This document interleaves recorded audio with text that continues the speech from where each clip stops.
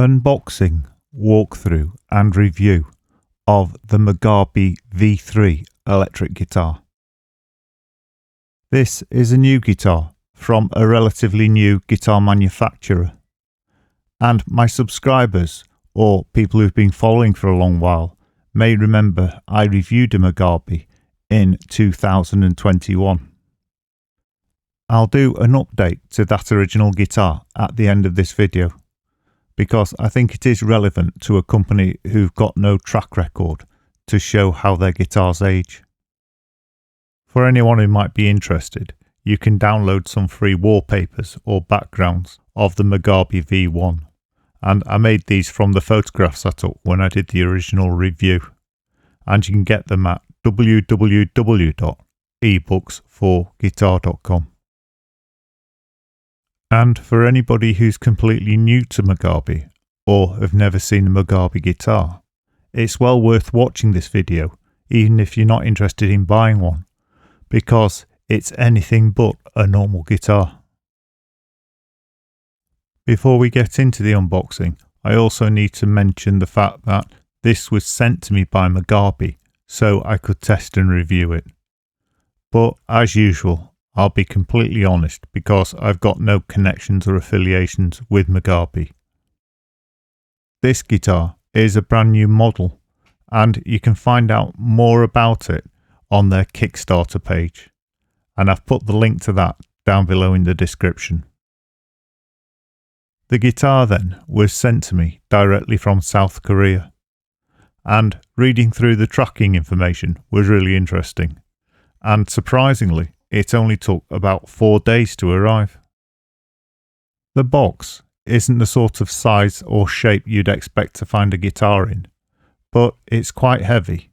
So let's open it up. The unboxing.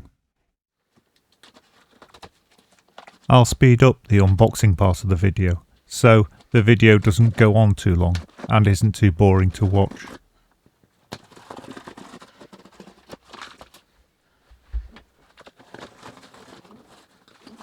It's well packaged because the box it's in is really sturdy, and it's sealed up well using their own Mogabi custom tape. However, it's not over packaged because inside the cardboard box is the guitar inside its case, and this is protected by a plastic bag. The case has got a really nice look and feel of quality about it, with Mogabi emblazoned on the front of it. But we'll take a proper look at this later in the review. But for now, let's open up the case and take a look what the guitar looks like and what comes with it. As you can see, there's just one more layer of protection inside the case, and that's a layer of bubble wrap on all the components that could get damaged during shipping. So I'll just remove that, and then I'll take everything out of the case so we can take a good look at what's in there.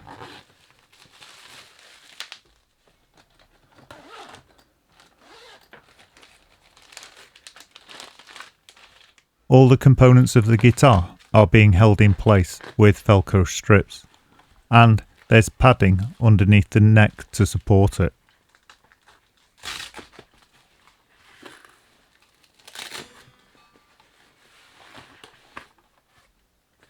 As you can see, and as I explained earlier, this is typical of the unconventional guitars you can expect from Mogabi. Right, I'll just finish unwrapping the guitar by getting rid of the last bit of bubble wrap that's around the rests. With the previous guitar I reviewed from Mogabi, the rests were made out of plastic and rubber, but were very solidly built. This time they're made out of wood and metal, and are even more solidly built. And the rests this time are a far more conventional shape, which I actually prefer. And at this point I had a visit from someone who was obviously jealous because I wasn't reviewing her.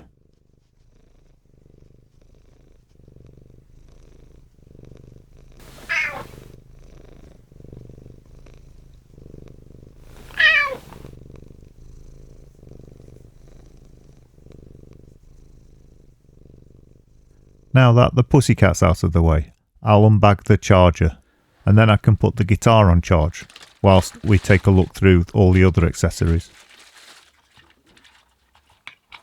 And they've provided a UK style plug for it, which is a clip-on adapter. So whatever country you're in, they'll send the appropriate adapter for your neighbourhood. The charger's got an LED on it so you can tell when it's charging. It's red when it's being charged and it's green when it's finished charging. In the case with the guitar were 3 bags. One of them contained the charger, and then there was a cloth bag and a plastic bag. We'll open the plastic bag next.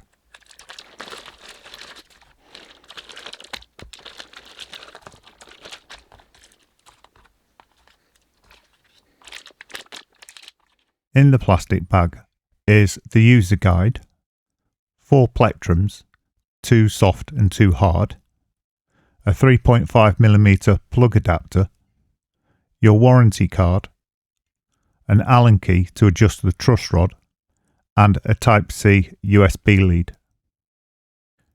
The user manual was actually one for the previous model of guitar, which means it's got most of what I need to know, but I had to fill in some of the gaps with the information on their Kickstarter page I've got linked below. The adapter is for a 3.5mm stereo jack plug to a 6.35mm jack plug. And this is a really good quality lead. I don't think I've ever seen one better. And this is for the preamp, which we'll take a look at later in the review. The last lead in this bag is a USB Type-C to USB Type-C lead, and this is for managing and removing recordings from the guitar onto whatever device you use with it. I won't go through the last 3 items in this bag in any detail, and that's because they're the sort of things you'd get with any guitar, and that's just the warranty card, some plectrums, and an Allen key to adjust the truss rod. So I'll move on to the cloth bag and take a look what's inside there. However, I do need to mention it's a very nice bag with Mogabi embroidered on it. I'll probably put all the accessories into this when I've finished unbagging everything.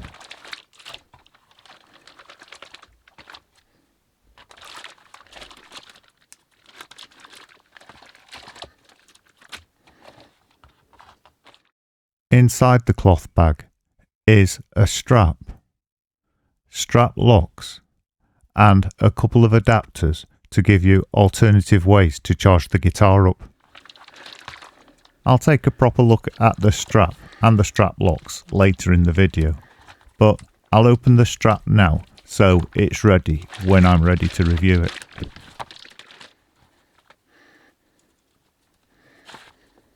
The strap is really nice quality, and it's got that smell of new leather. Before the guitar's fully charged, I'll just check the USB Type-C charge adapter to see if that seems to work okay. And I've tested it with a standard USB charger, the type you might use with your mobile phone. And the red light comes on, and it seems to work perfectly. This is very handy to have, but I can't imagine it charging up the guitar as quickly as the dedicated charger does. Right, I'll skip forward now to when the guitar's charged up. Unfolding the guitar. Before attempting to unfold the guitar, I need to make sure that the hinge is unlocked. And the hinge is locked and unlocked by pushing on the axle in the middle of the hinge. When the hexagon side of the axle is sticking out, this is when the hinge is unlocked. And when the hexagon side is pushed in, that's when the hinge is locked. And if you're not sure, it's actually written on the hinge itself and on the information sticker by the hinge. So for the first step, I just make sure the hinge is unlocked. I unfold the guitar and then I lock the hinge up. Then I can place the rests alongside the guitar to make sure I'm putting the right one on the right side. Once I know I've got the right rests for the right side of the guitar, I simply line the rests up with the slots in the guitar and then push the rest across so it locks in place. And I repeat this process for the other rests. You don't have to put any nuts and bolts in, and you don't have to tighten anything up. It automatically locks in place. And there's one last piece of padding over the strings, held on with some velcros, so I'll just remove that. Lastly, I'll remove the film that you find on the screens and plastic components, preventing them from being scratched during transit. This is my least favourite job because it is so fidgety, but I've speeded this section up by 4 times, so it's not so boring. But the good thing about this is, once it's finished, that's it, we can take a proper look at the guitar. Because this guitar is so different, here's some pictures of it with music playing in the background, so you can take a good look at it. The music is East Meets West by Sad Fantasy.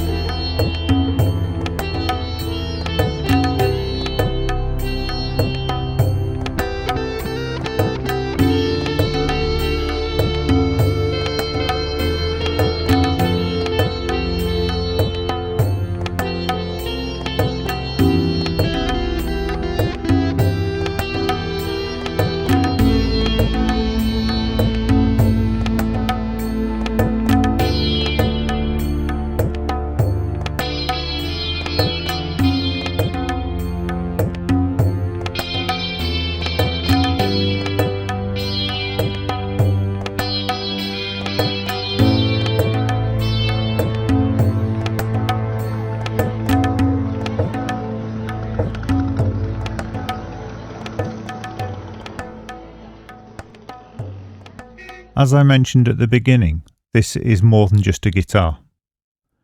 And after playing with it for the last few days and having a good look around it, I've decided you could break it down into 3 easy sections.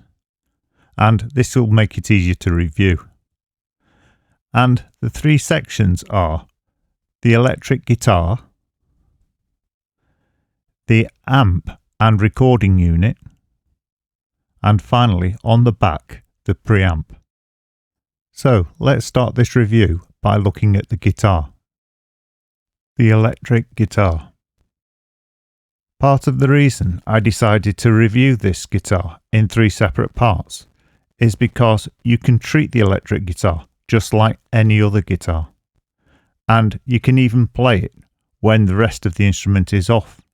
And this is because it's got its own output jack, which just takes the signal from the guitar. Right, let's take a look at it then, starting at the headstock. The headstock is nice and small, and the machine heads are mounted 3 aside. And they're sealed machine heads, with the Mogabi logo on the back of them.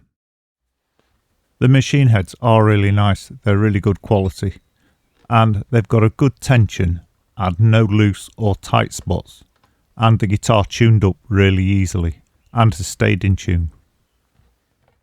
The truss rod cover is nicely matched up with the headstock with the same colour wood veneer on, and it's easily removed to adjust the truss rod, and the provided Allen key fits nicely.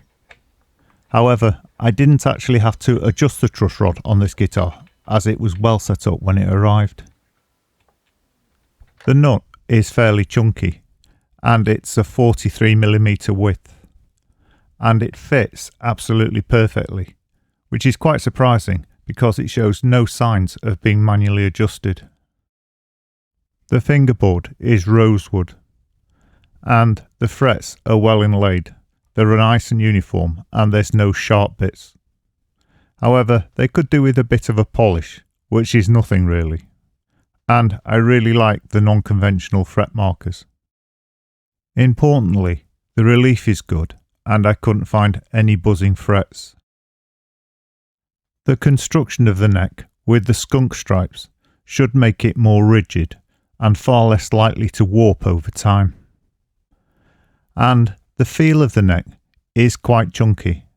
I wouldn't describe it as a thin neck at all.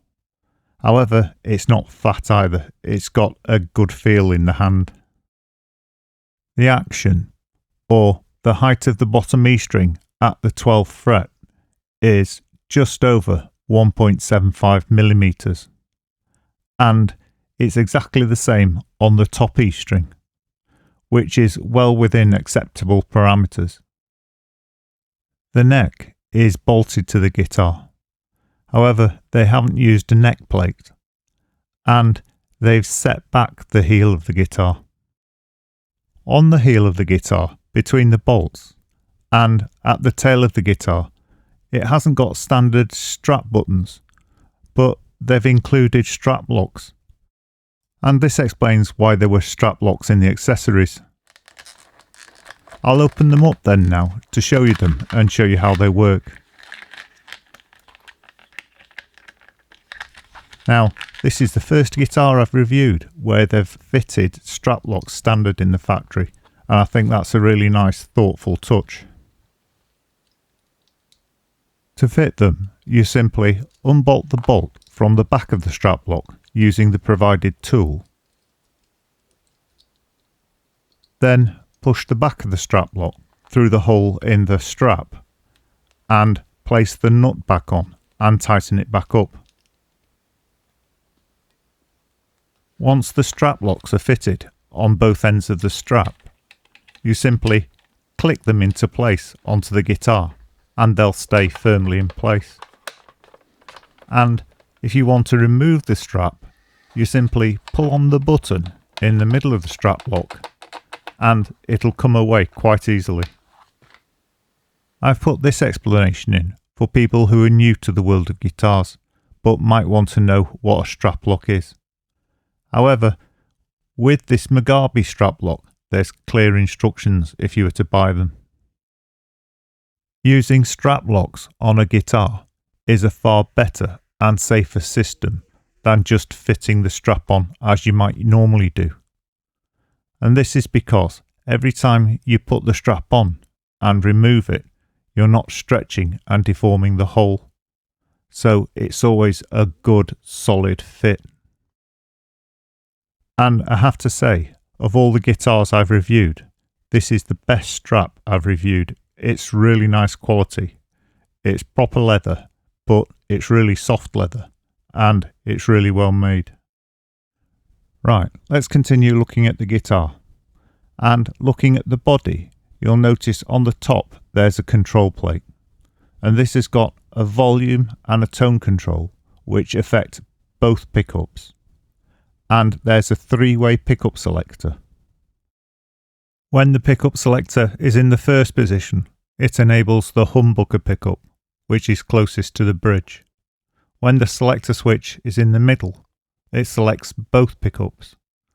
And when the selector switch is in the third position, it just selects the single coil pickup, which is closest to the neck. The bridge is fixed with 6 individual saddles, which are fully adjustable. So you've got plenty of scope for adjusting the intonation and the action. On the bottom of the body is a 6.35mm jack plug socket, which is a regular guitar output, and this outputs everything from the guitar, so you can use this when all the other features are off. So basically, when you use the guitar using this output, it's just a regular electric guitar.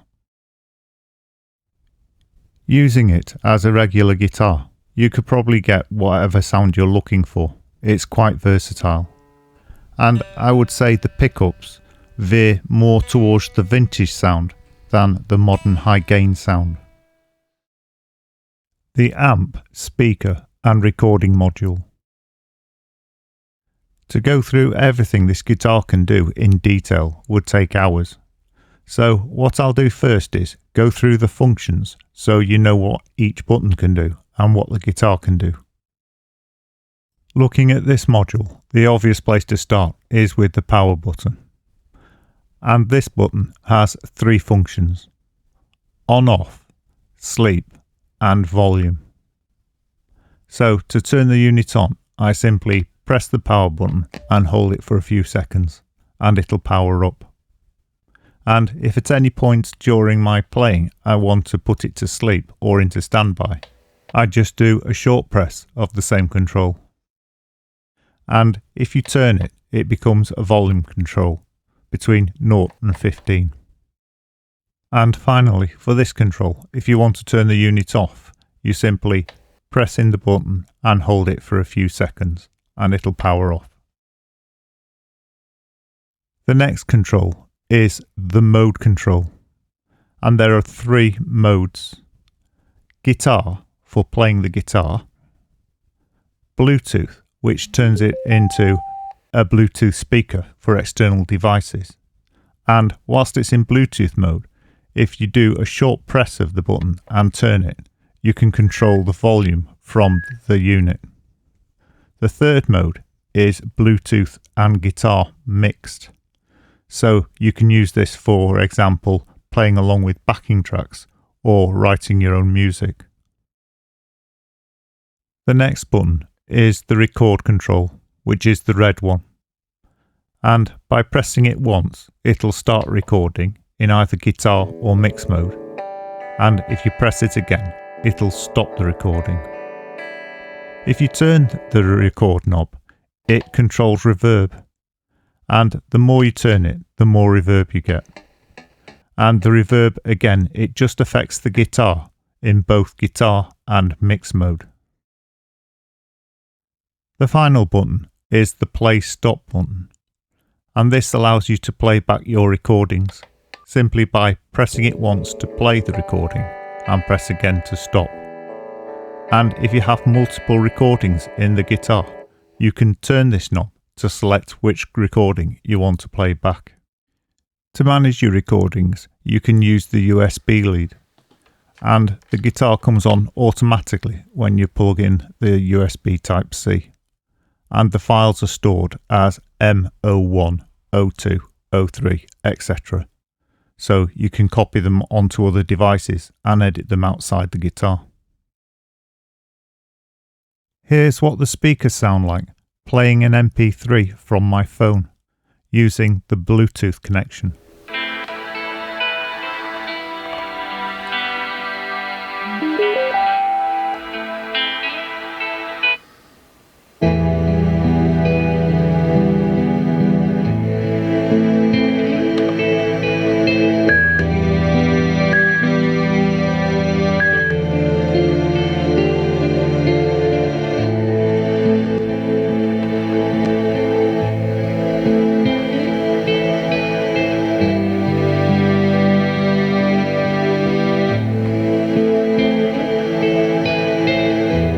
I'm skipping forward to a bit with more high end.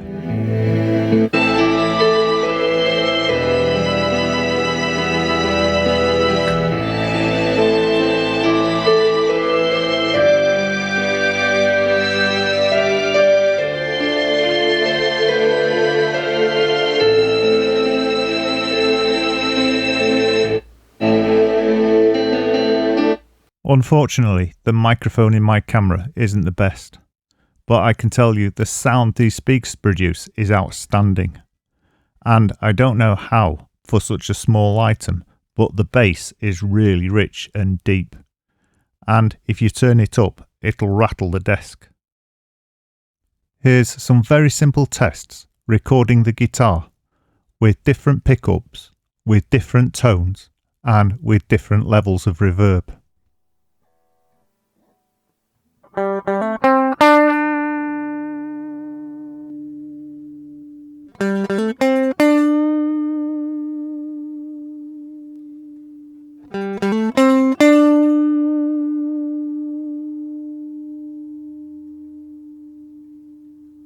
What that fumbling has shown me is that you can't change the reverb whilst the guitar's recording.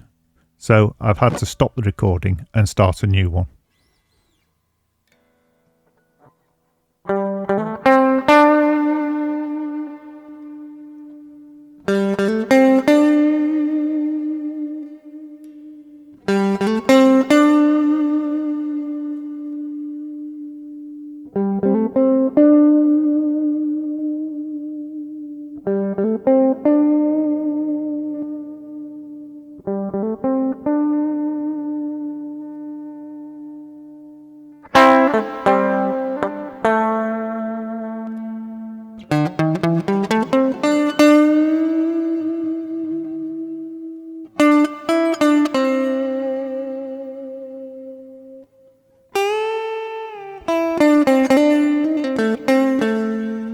My main takeaway from the tests I've done on it is that it does a really nice clean sound.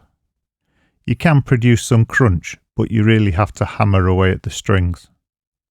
But the clean sound is really nice, and the reverb is really nice as well.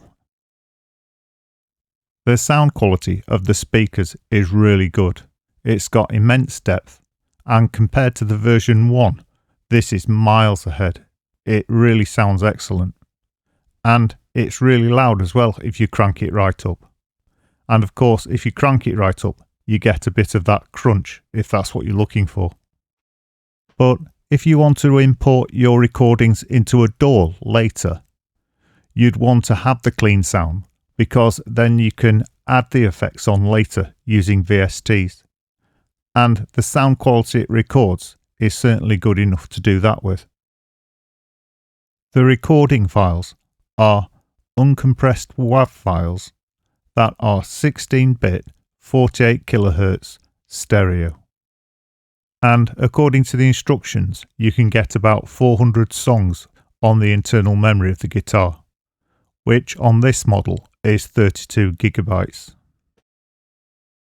Here's another recording test, mixing a Bluetooth backing track with some improvisation.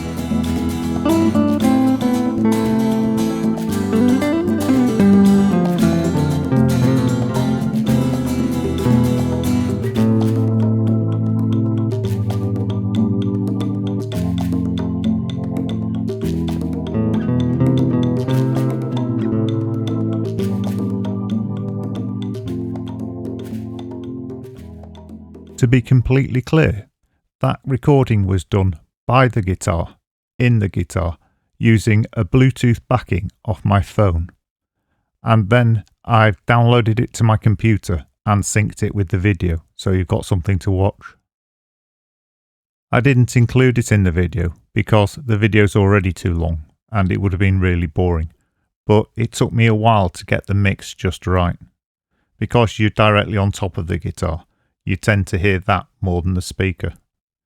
However, because you can adjust the volume of the Bluetooth and the volume of the guitar, it means you can tweak the mix just right so you get the perfect results. I found the wave files produced by the guitar are quite quiet, so they need some normalizing. But even if you normalize them to 100%, they don't bring in any background noise at all. And if I had the choice between clipping wave files and ones that are a bit quiet, I'd choose the latter.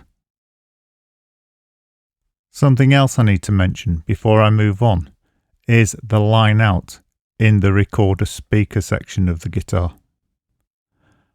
And this is completely different to the guitar out because it takes everything from the recorder. So the Bluetooth signal in and the guitar mix will go out through the line out. The guitar itself with reverb will go through the line out. And so will the recording playback. So it's a really useful second output to have.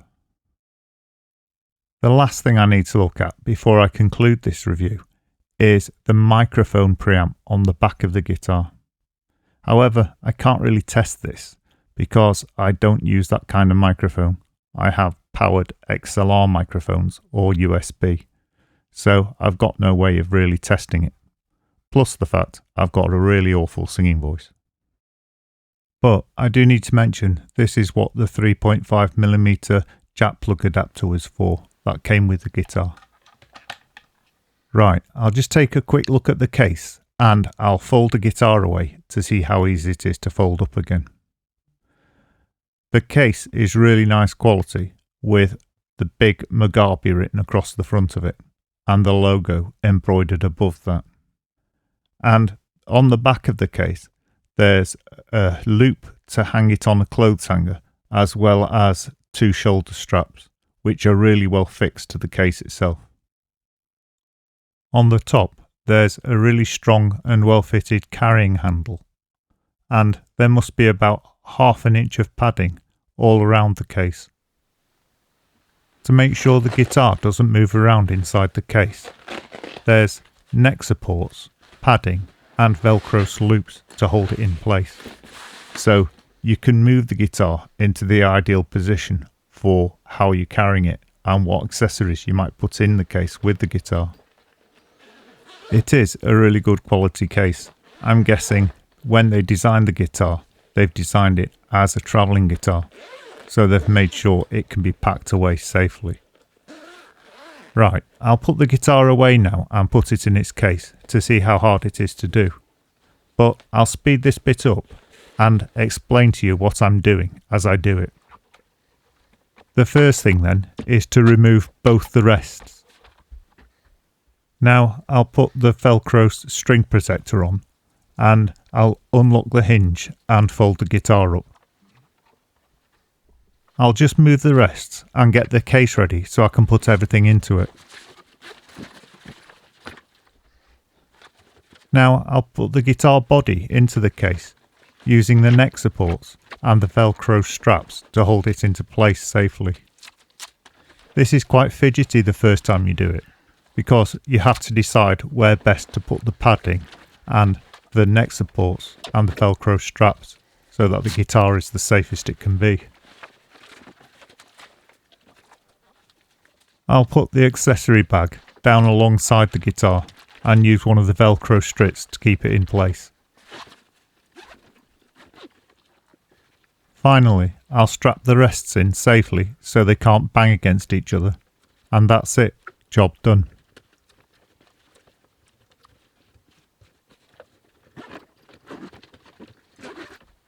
For this review, I filmed the first packing.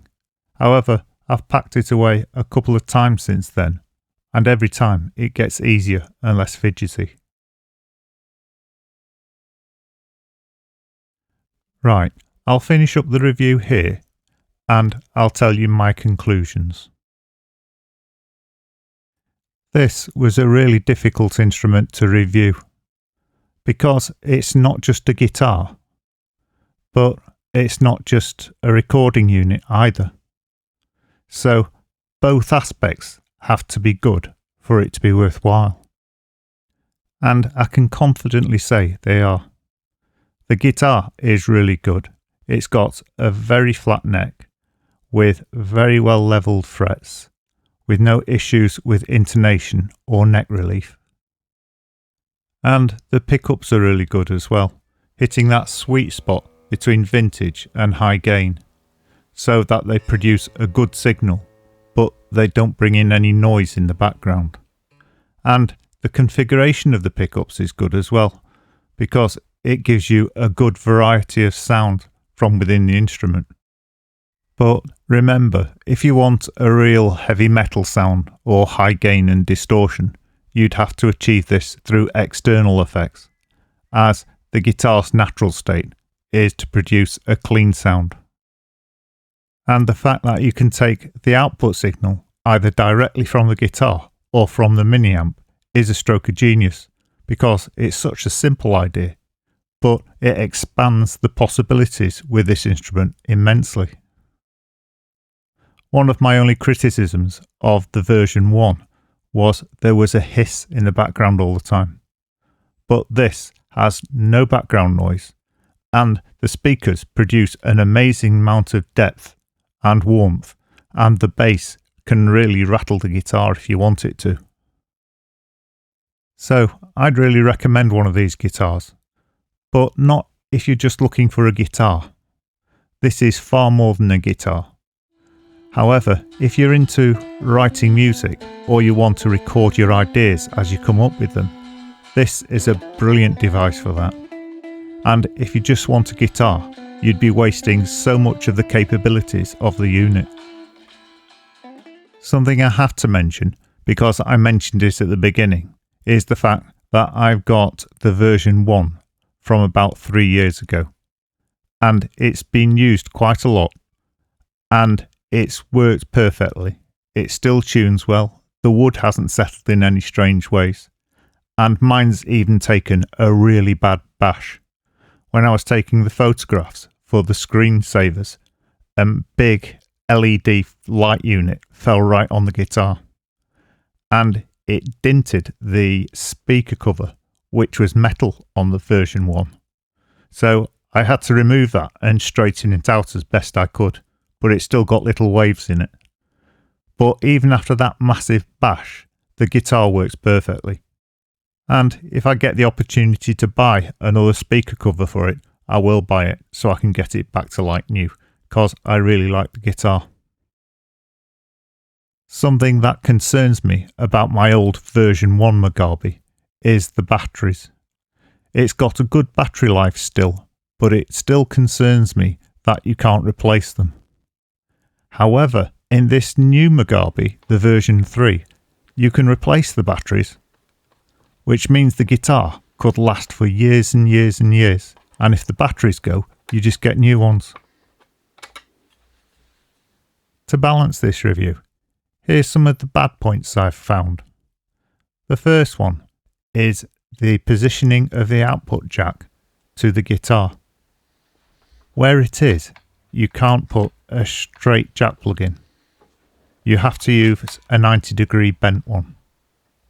And this is just because of the positioning, or they could have used an angled jack plug. It's not a biggie, but I have to mention it. Another bad point, or inconvenience, is the positioning and size of the hinge by the tailpiece. When you want to change strings, trying to thread the strings through the back of the tailpiece and then through the hole in the saddle will be very fidgety. But again, this is just a minor inconvenience that you can soon find a way around. As you can see, the bad points are really minor. and the good points easily outweigh them. And personally, I'll probably never put this guitar away in its case again, because it's really handy to have around. The amount of times I've come up with a good idea for a tune and then forgotten it. If I'd have had this guitar, it would have saved me loads of time and increased the repertoire of the tunes I've written massively. And that's it for this review. If you'd like to know more about this guitar, I'll put the link to the Kickstarter page down below in the description, and also the link to Mogabi's own website. And if you enjoyed this review and would like to see more like it, please like, subscribe and hit the bell icon, and then you'll be notified when I upload new videos. And if you'd like some free guitar lessons, either go to my YouTube channel where there's loads of playlists of full courses, or go to www.ebooksforguitar.com, and there you'll find the courses in order and the free PDF ebooks. Thanks again for watching.